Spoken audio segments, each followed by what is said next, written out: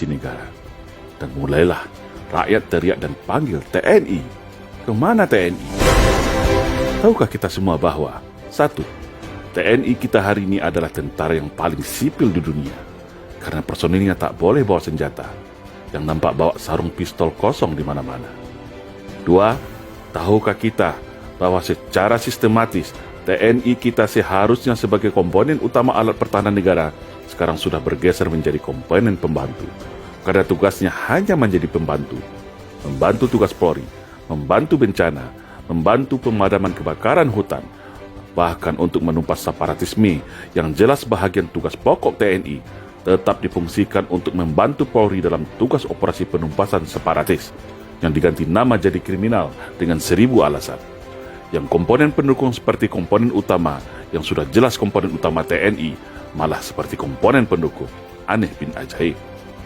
Yang ketiga, tahukah kita bahwa TNI kita hari ini sudah menjadi korban adu domba politik belah bambu antara TNI dan Polri, di mana Polri atas kebijakan politik dijadikan terdepan dalam implementasi konsep democratic policing.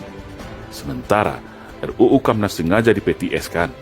Makanya TNI selalu berada di belakang Polri atau sebagai pembantunya saja.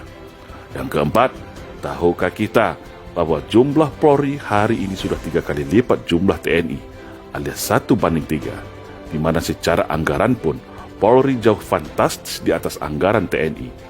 Tapi yang digemborkan kepada publik anggaran Kementerian Pertahanan yang paling besar.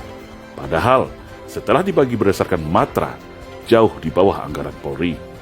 Yang kelima, tahukah kita saat ini secara kedudukan hukum Polri begitu spesial langsung di bawah Presiden, sedangkan TNI berada di bawah Menteri Pertahanan. Artinya, secara strata hukum dan jabatan, Polri setara dengan Menteri, sedangkan TNI di bawah Menteri. Yang keenam, tahukah kita bahwa sudah hampir semua peran TNI saat ini sudah diambil alih oleh polisi, termasuk peran pembinaan teritorial, cipta kondisi dan pasukan kombatan. Yang ketujuh, tahukah kita bahwa secara persenjataan organik hari ini Polri lebih canggih daripada senjata organik TNI. Senjata pasukan Densus 88, Gegana, dan Brimob, Polri lebih canggih daripada senjata Batalion Infanteri Raider sekalipun. Yang kedelapan, tahukah kita saat ini ada namanya istilah multifungsi Polri yang melebihi peran dwifungsi ABRI era Orde Baru yang dulu kita caci maki. Saat ini peran polisi sangat dahsyat dan luar biasa. Sampai ada anekdot yang beredar, NKRI adalah kepanjangan dari Negara Kepolisian Republik Indonesia. Yang kesembilan, tahukah kita saat ini tak jelas lagi batas antara dimensi pertahanan dan keamanan, di mana seharusnya jelas mana yang tugas pokok TNI sebagai komponen utama pertahanan dan mana tugas Polri sebagai komponen pendukung. Yang ke-10, tahukah kita saat ini fungsi teritorial TNI sudah diberi tak jelas lagi fungsi dan tugasnya. Padahal 49.000 babinsa seluruh Indonesia adalah mata dan telinga TNI dalam upaya cegah dini, tangkal dini terhadap ATHG, yaitu ancaman, tantangan, hambatan dan gangguan terhadap negara. Hal itu adalah termasuk dalam 5 kemampuan teritorial, tapi ternyata Babin Kamtibmas yang lebih berkuasa soal deteksi dan cegah dini. Maka terjadilah seperti hari ini, rakyat mudah diadu domba, tidak ada penengah. Walaupun TNI tahu siapa aktor dan dalangnya dalam setiap konflik sosial, tetapi tak bisa berbuat apa-apa karena terkunci oleh aturan dan tidak logis. Itulah yang disebut dengan serangan asymmetric war untuk melemahkan negara dari dalam. Yang ke-11, tahukah kita bahwa Panglima TNI hari ini ditunjuk oleh Presiden, sedangkan Presiden adalah bahagian dari kekuasaan politik. Bayangkan, apabila kewenangan politik ini disalahgunakan untuk mengkooptasi TNI agar manut dan tunduk kepada kehendak kekuasaan, bukan kepada rakyat dan negara lagi. Jangan heran kalau Pak Dirman tidak mau diatur 100% oleh Bung Karno soal perang gerilya.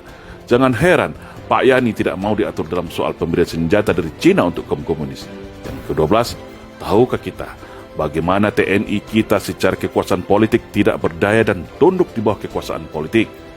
TNI tunduk pada kekuasaan supremasi sipil, tapi anehnya dan kontradiktif, Polri yang katanya sipil bersenjata mempunyai pasukan kombatan, peralatan tempur mutakhir, sehingga di dunia boleh dikatakan Polri adalah polisi yang paling militeristik di dunia saat ini, sampai memerangi terorisme dan separatisme yang seharusnya tugas TNI juga diambil oleh Polri. TNI tidak punya kewenangan apapun khususnya Angkatan Darat. Yang ke-13, tahukah kita kalau TNI hari ini secara institusi terikat oleh undang-undang dan secara individu terikat oleh Sumpah Sabta Marga. Namun, di satu sisi ada kelompok politik dari sipil melalui kekuasaan politik dapat mengintervensi permasalahan internal TNI, baik itu berupa penempatan posisi jabatan dan belanja anggaran persenjataan TNI. 14. Sadarkah kita, slogan sinergitas TNI Polri hanyalah cara halus mengikat TNI ke belakang, tetapi memberikan kekuasaan luas kepada Polri di depan. Logikanya, buat apa dulu TNI Polri dipisah, lalu saat ini diikat lagi dengan bahasa sinergitas? Kan jadi aneh dan menimbulkan tanda tanya besar. Sinergitas artinya tetap di bawah kendali Polri. Nah, semua penjelasan di atas adalah baru beberapa bahagian yang menjadi beban tugas, beban moral, beban psikologis mental prajurit TNI dalam menunaikan bakti pada negara. Sudah sangat jelas bagaimana upaya sistematis untuk mengekang TNI, melumpuhkannya, dan menempatkannya berada di belakang peran dan tugas Polri. Sungguh TNI ku sayang dan TNI ku malang. Ketika ada kejadian berupa perang, bencana alam, dan gangguan keamanan berat, TNI baru dipanggil untuk diperbantukan. Tetapi ketika itu berupa fasilitas politik, kewenangan dan sarana prasarana, TNI selalu diminta untuk bersabar, untuk banyak mengalah, dengan slogan Bumi Pertiwi. Hari ini barulah kita sadar bahwa pelemahan TNI ini adalah bahagian sistematis dan pembalasan dendam dari para kelompok neo-PKI, agar mereka leluasa merebut Indonesia dan merubahnya menjadi negara komunis. Sungguh miris ketika tentara dibuat tak berdaya dan kalau bisa masuk barak saja dan jaga perbatasan. Namun ketika negara sudah sekarat, baru semua teriak dan panggil nama TNI.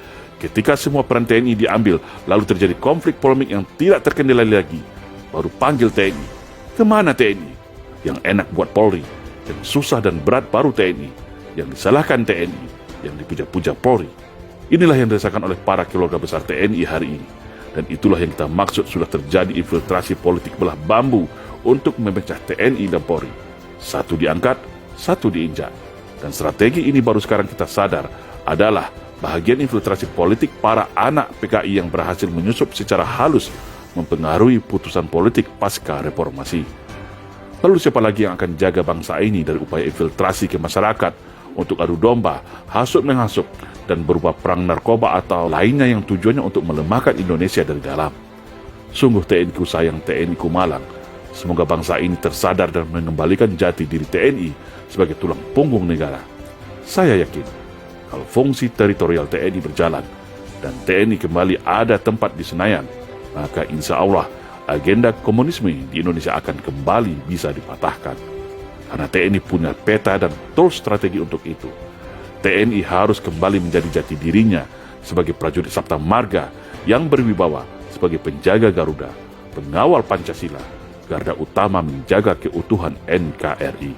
Karena saya yakin, secara personal dan mayoritas, insya Allah, TNI masih akan setia kepada Pancasila, masih akan setia kepada rakyat Indonesia, sesuai sumpah janjinya setia kepada NKRI.